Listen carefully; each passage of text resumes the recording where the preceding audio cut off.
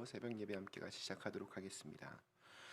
전능하사 천지를 만드신 하나님 아버지를 내가 믿사오며 그 외아들 우리 주 예수 그리스도를 믿사오니 이는 성령으로 잉태하사 동정녀 마리아에게 나시고 본디오 빌라도에게 고난을 받으사 십자가에 못 박혀 죽으시고 장사한 지 사흘 만에 죽은 자 가운데에서 다시 살아나시며 하늘에 오르사 전능하신 하나님 우편에 앉아 계시다가 저희로서 산 자와 죽은 자를 심판하러 오시리라.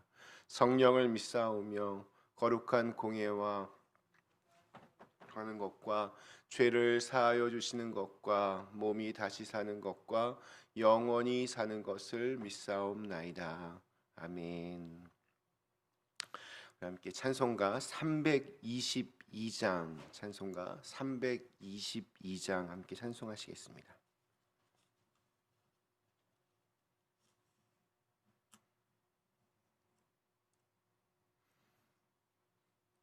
찬송가 322장입니다. 세상의 헛된 신을 버리고 하나님 이름 높여 기리세 온 천하 백성 모두 나와서 다 같이 하나님만 섬기세 세상의 헛된 우상 버리고 인간의 모든 부귀 영화와 거짓과 불의 모두 버리고 온전히 하나님만 섬기세 주님의 백성 서로 헤아려 시기와 미움 아주 버리고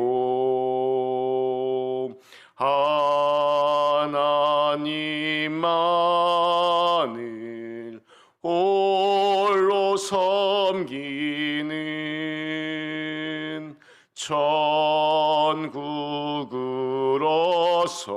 이뤄 주소서.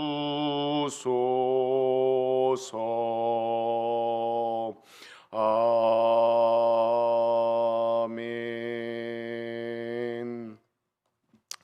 네, 오늘 저희 로마서 1장 오늘 마지막 18절에서 우리 32절에 있는 말씀 함께 같이 보시겠습니다. 우리 오늘 로마서 1장 18절에서 32절의 말씀으로 오늘 이 아침 함께 시작하도록 하겠습니다. 로마서 1장 18절에서 32절에 있는 말씀입니다.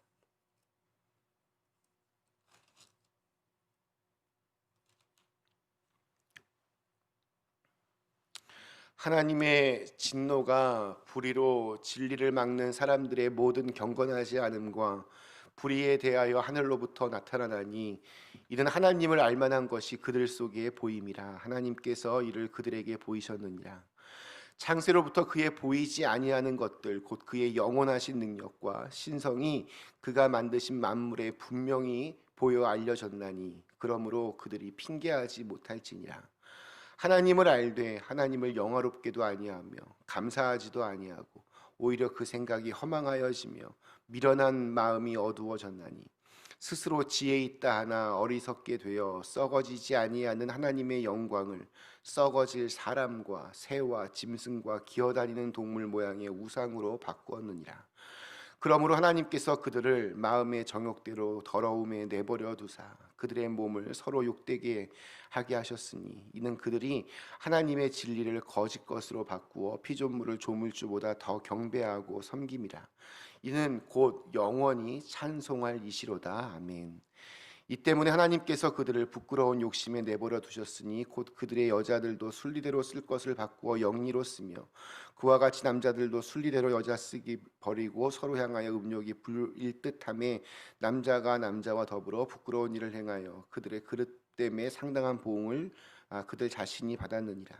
또한 그들이 마음에 하나님 두기를 싫어하며 하나님께서 그들을 그 상실한 마음대로 내버려 두사 합당하지 못한 일을 하게 하셨으니 곧 모든 불의, 추악, 탐욕, 악의가 가득한 자요 시기, 살인, 분쟁, 사기, 악독이 가득한 자요 수군수군한 자요 비방하는 자요 하나님께서 미워하시는 자요 능욕하는 자요 교만한 자요 자랑하는 자요 악을 도모하는 자요 부모를 거역하는 자요 우매한 자요 배악하는 자요 무정한 자요 무자비한 자라.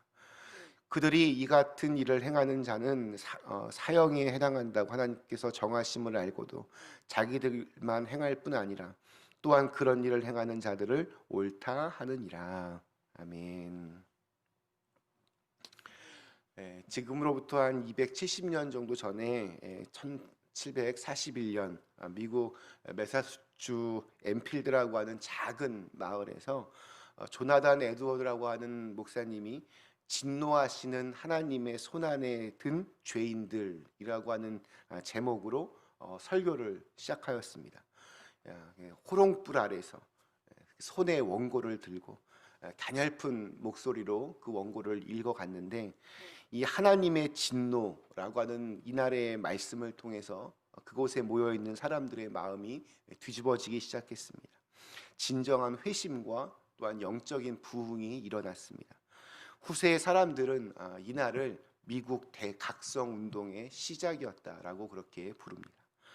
그런데 이 조나단 에드워보다 훨씬 앞서 2000년 전 사도 바울은 오늘 18절과 19절에서 이렇게 증거하고 있습니다.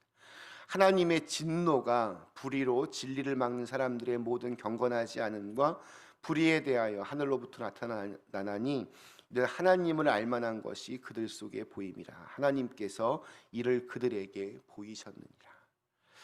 오늘날 우리 교회들의 가장 큰 문제 중에 하나는 하나님의 진노와 공의는 뒤로 한 채 값싼 은혜 또 달콤한 그런 하나님의 말씀, 사랑 이런 것만을 강조하는 것입니다. 하나님의 진노 사람들에게는 별로 인기 없는 그러한 주제입니다.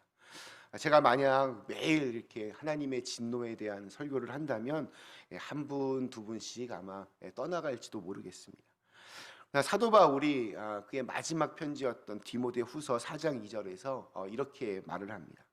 때가 이르리니 사람이 바른 교훈을 받지 아니하며 귀가 가리워서 자기 사욕을 따를 스승을 많이 두고 또 그 귀를 진리에서 돌이켜 허탄한 이야기를 따르느리라. 그러니까 하나님의 사랑만을 강조하고 하나님의 공의와 진노를 빼버리면 그것은 결국 반쪽짜리 복음에 지나지 않습니다. 복음에는 십자가의 그 하나님의 진노라고 하는 아주 거친 그런 특성이 있습니다. 그러기에 복음에서 하나님의 이 진노라고 하는 이 거친 성격을 없애버리고 부드럽고 달콤한 그러한 복음만 만드는 것은 오늘 이 사도 바울의 표현을 빌리자면 진리를 막는 일입니다. 우리 입에 쓴 약이 몸에 더 좋다 이런 말이 있습니다. 그러니까 참된 복음을 내가 접하게 되면 우리의 심령이 정말 이렇게 쓰라리게 되는 그러한 과정을 반드시 거치게 되어 있습니다. 하나님은 당신의 진노를 십자가에 달리사 그 십자가에 달리신 예수 그리스도에게 다 퍼부으셨고 예수 그리스도는 그 진노를 우리를 대신하여서 다 받으셨습니다. 사람들은 아름다운 것이나 선한 것을 위해 죽는 일은 굉장히 의미 있는 죽음처럼 생각하고, 추한 것과 악하고 부패한 것을 위해 죽는 일은 무의미한 죽음처럼 생각합니다. 그러기에 본질상 추악하고 부패한 인간을 위해서 예수 그리스도께서 친히 하나님의 진노를 대신하여서 십자가에서 죽으시고 또 다시 부활하셨다. 이것이 우리 인간의 어떤 생각을 뛰어넘는 복음의 진리가 되는 것입니다. 하나님의 진노와 또 하나님의 사랑, 마치 복음의 그 수레의 두 바퀴와 같습니다. 진노와 사랑, 이 두 바퀴는 반대되는 개념이기도 하지만 서로 이렇게 마주 보면서 잘 굴러가게 하는 것처럼 분명히 복음을 더욱더 풍성하게 하는 진리입니다.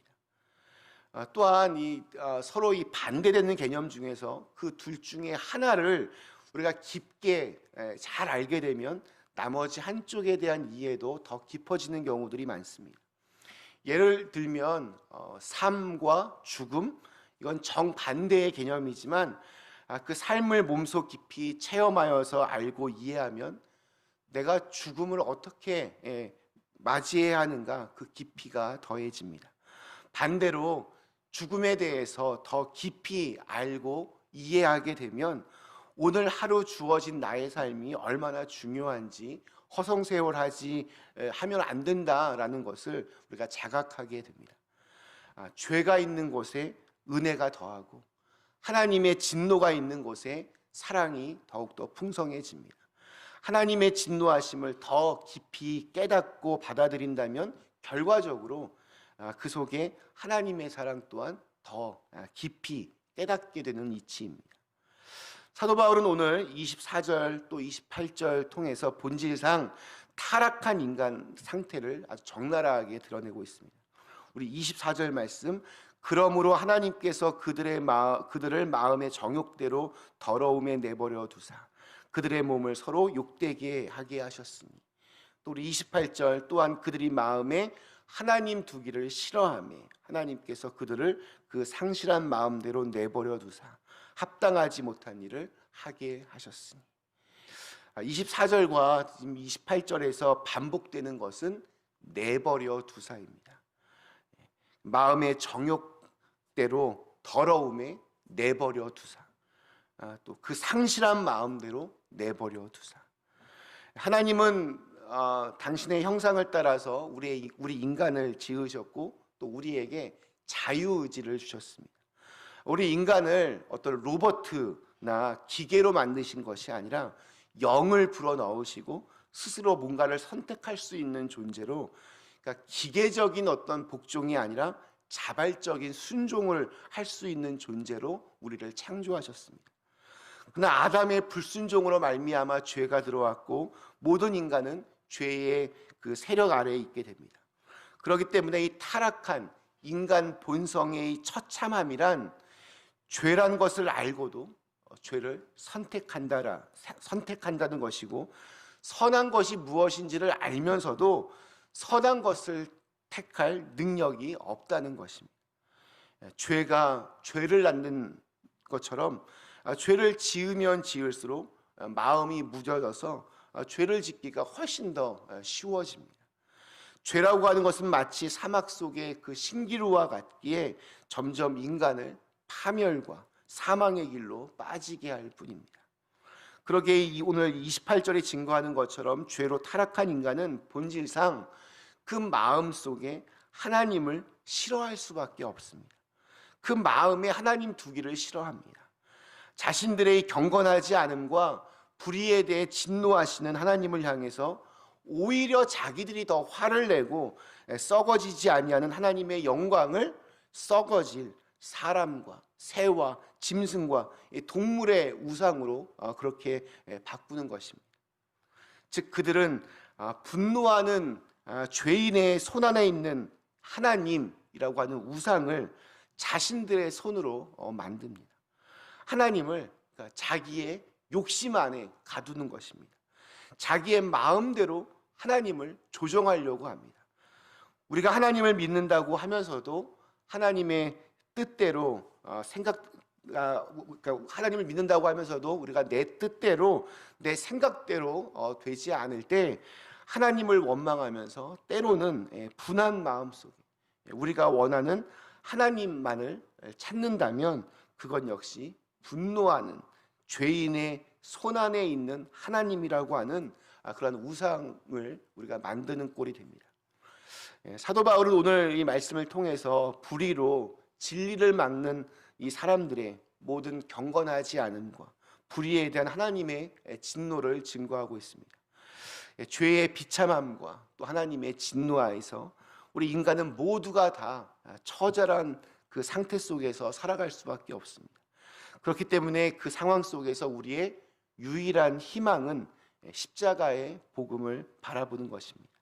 십자가의 복음과 그 능력이 우리를 그 죄와 어둠으로부터 저와 여러분을 인도해 줄 수 있는 유일한 빛이고 희망이고 또한 생명이 됩니다.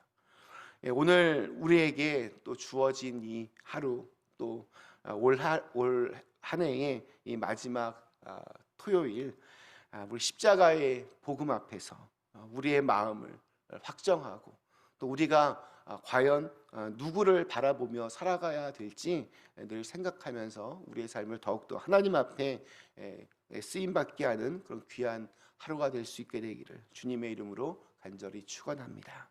잠시 함께 기도하시겠습니다. 공의와 또한 사랑의 하나님, 저희들은 하나님의 사랑을 참 좋아하지만 하나님의 진노에 대해서는 이렇게 참 일부러 눈을 감을 때가 많이 있었던 것 같습니다. 그러나 우리를 대신하여 하나님의 진노를 십자가에서 다 받으신 그 예수님이 계셨기 때문에 우리가 그리스도 안에서 하나님의 또한 자녀가 될 수 있음을 고백하게 됩니다.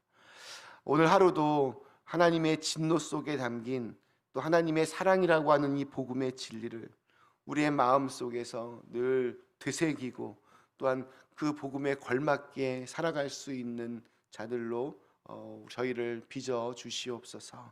오늘 하루도 정말 우리의 이 하루의 삶이 하나님 마음을 기쁘시게 할 수 있는 날이 되게 하시고 또 우리의 모든 말과 행동과 생각과 삶의 방향들이 하나님께서 기뻐하시고 또 원하시는 그런 모습으로 살아가게 하여 주시옵소서. 예수님의 이름으로 간절히 기도드리옵나이다. 아멘. 하늘에 계신 우리 아버지여, 이름이 거룩히 여김을 받으시오며 나라의 임하옵시오며 뜻이 하늘에서 이룬 것 같이 땅에서도 이루어지이다. 오늘날 우리에게 일용할 양식을 주옵시고 우리가 우리에게 죄 지은 자를 사하여 준 것 같이 우리의 죄를 사하여 주옵시고 우리를 시험에 들게 하지 마옵시고 다만 악에서 구하옵소서. 내게 나라와 권세와 영광이 아버지께 영원히 있사옵나이다. 아멘.